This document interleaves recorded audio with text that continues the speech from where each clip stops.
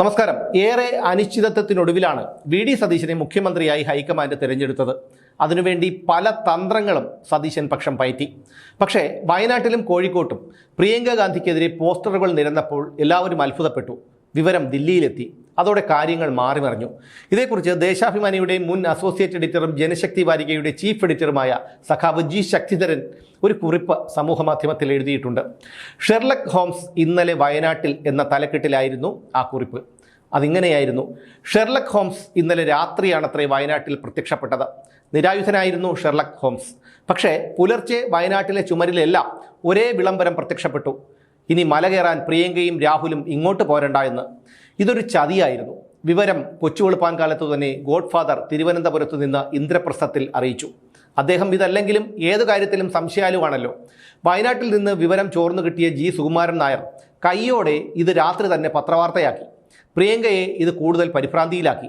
ഒറ്റ കാര്യത്തിൽ പ്രിയങ്ക ശാഠ്യം പിടിച്ചു. പ്രതിവിധി ഒന്നു മാത്രം: വയനാട്ടിൽ ലീഗിനെ കൈവിട്ടുകൂടാ. രാത്രി തിരക്കു പിടിച്ച ചർച്ചകളായിരുന്നു.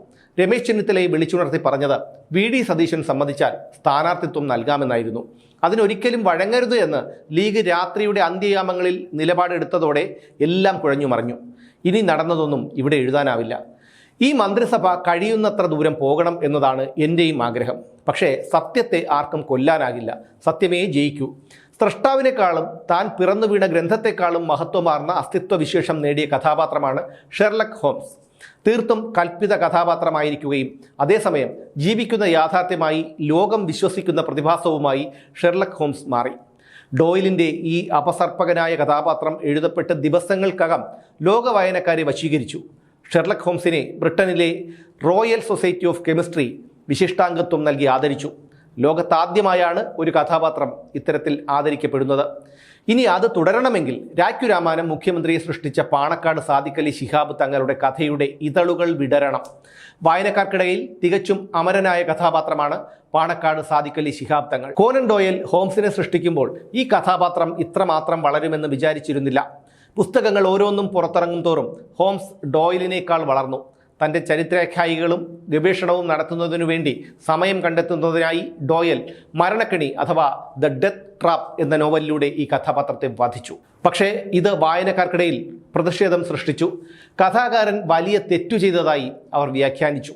വായനക്കാരുടെ പ്രതിഷേധങ്ങൾക്കൊടുവിൽ ഗത്യന്തരമില്ലാതെ ഡോയലിന് ഒഴിഞ്ഞ വീട് അഥവാ ദ എംപ്റ്റി ഹൗസ് എന്ന തൻ്റെ കഥയിലൂടെ ഹോംസിനെ പുനരുജ്ജീവിപ്പിക്കേണ്ടി വന്നു. തിരികെ വന്ന ഹോംസ് വീണ്ടും കഥകളിൽ നിറഞ്ഞു നിന്നു. ഷെർലക് ഹോംസ് ആരാധക ഹൃദയങ്ങളിൽ ഇന്നും ജീവിക്കുന്നു. ഇതൊന്നും എൻ്റെ വാചകങ്ങളല്ല, ഷെർലക് ഹോംസിൽ നിന്ന് പകർത്തിയതാണ്. എങ്കിലും സന്ദർഭോചിതമാണ്. സൈബർ ആക്രമണം ഇതിൻ്റെ മേൽ ഒഴിവാക്കിയാൽ ഉപകാരമായിരിക്കും. നമുക്ക് വായിച്ചു വളരാം.